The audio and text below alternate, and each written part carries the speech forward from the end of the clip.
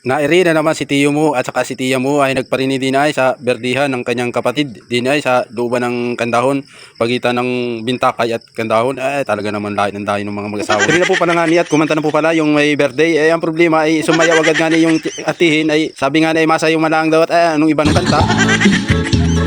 Tapos din ay inahanap nila si Bayaw Cardo kung nasaan ay hindi na alam nila ay baka si Bayaw ay nagatawag ng uwak ay tingnan panuorin natin na.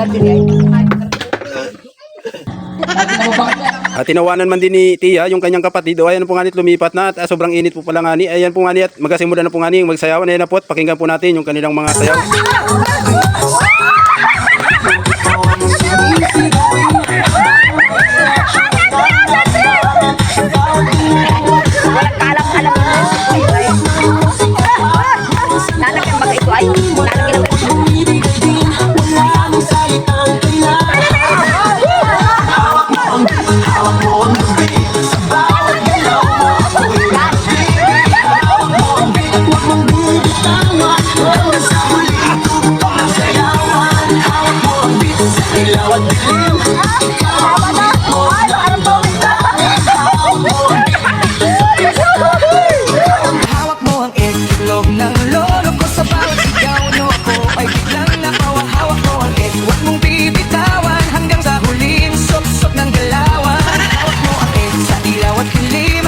Napapatakbo na si Bayaw ay ayan po nga nit napagod na nga ni ayan sayaw man din ang sayawan na yun bihira lang nga ni magkita tuwan-tuwa man din naman